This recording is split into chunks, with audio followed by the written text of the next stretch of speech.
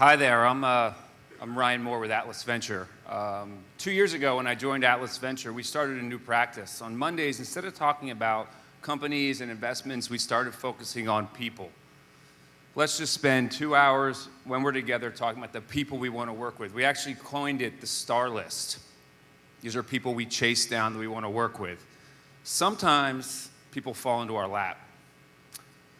Last fall, I was on the phone with Chris Menard. He's the Chief Financial Officer of Brightcove. I'm on a board with him. And I'm just talking to Chris. I'm like, how's it going, man? I'm miserable. I'm a public company CFO, and my star sales guy just quit. He's delivered the last 3 quarters for me. Oh my God, that sounds terrible. He's like, what gets worse? Probably took the best engineer and our lead designer. I'm like, oh, that sounds terrible, man. Can you introduce me?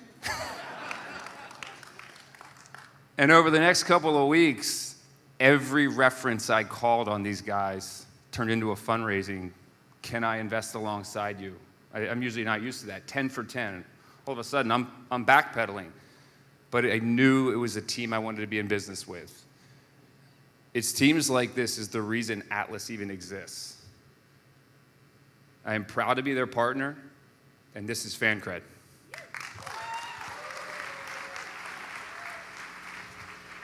For one of these two sides to try and grab some glory here. Are we going to have a winner? Look how much space here for Guerrera. And heading back and Hauer. Saifi with the best chance his side have had for an awful long time. And now they're stretched at the back. The US have numbers. Altidore squares it. Dempsey's missed it. Donovan has it. From hope, there is glory.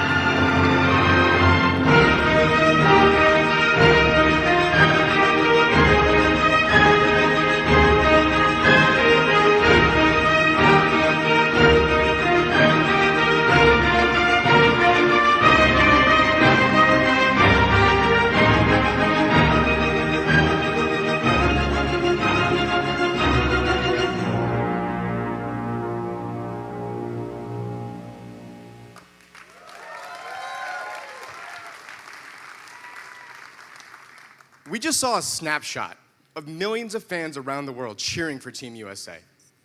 For 90 minutes, nothing else mattered. But for those fans, that passion that you saw during the game, it doesn't end when the clock runs out. For millions of people around the world, sports isn't about one event or one game. It's part of their daily lives. My name is Cash.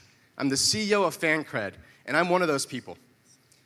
I was raised in a small town in Mississippi called Starkville. And ever since I can remember, Mississippi State sports took over my life. I went to every game. I knew all the players. I knew all the stats. But more than anything, I felt like I was part of a community. One that loved Mississippi State just as much as I did. But even though I moved away, I wanted to remain active. So logically, I'm raising my kids against their will to be Mississippi State fans. But being active in that community isn't as easy as it should be. This used to be my community. Cheering with my friends, going to games, tailgating. But now in order for me to stay connected, I use daily email alerts. Or I go to random message boards with people I don't know. And as I move more towards social media, I'm using Facebook and Twitter. But I find myself dodging baby pictures and celebrity news and gossip. There's got to be a better way. As a sports fan, I wasn't satisfied. But I was still active. The problem isn't access to content, there's plenty of it. The problem is too much of it and too much noise, figuring out who to listen to and why. And it turns out I'm not alone. Sports fans are active, and in fact, sports is the #1 type of content shared across all social media. But if fans are active, how come there's not a dedicated place for them to go? And that's why we built Fancred. A social media platform for fans that need to make game day every day. When I log into Fancred, I get the content that matters to me the most about my teams, from people that I trust and enjoy. Some of these people I know, and some of them I may not. It could be a student on campus, it could be a blogger or sports reporter I've never heard of, or it even could be a stay-at-home mom. But who do you listen to and why? That's why it's called Fancred. We believe that everything you do as a fan matters, so we measure it and give you a score. This can include activities like just posting in the app, or all the way to the games you attend. Everything you do as a fan, we track, and it can impact your Fancred score and help you increase your Fancred score. In fact, people love it when their Fancred score goes up. This guy's actually upset his score's not going up fast enough. But the Fancred score is more than just that. It answers the question of who do I follow and why.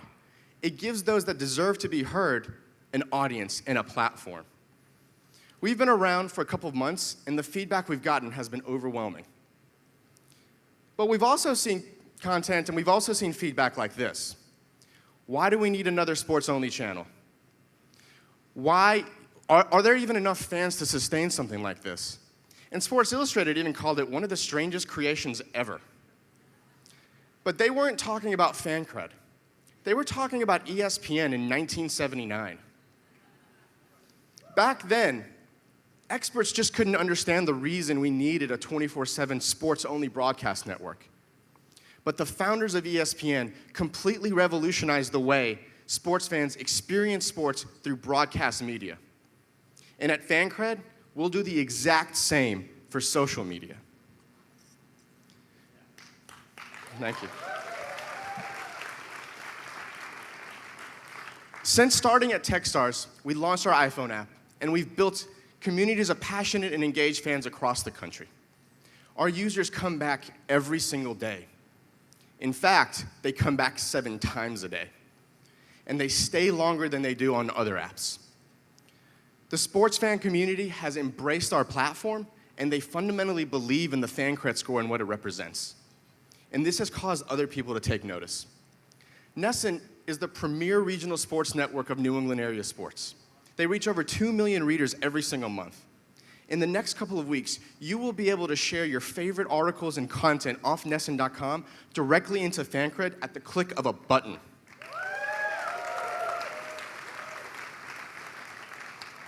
This is the first step in proving the value that the Fancred community has, not only to fans, but to teams, to media, and to brands. I'm excited to be working with people I've known for the past 7 years. We worked at another startup here in town called Bright Cove, and we helped it take public last year.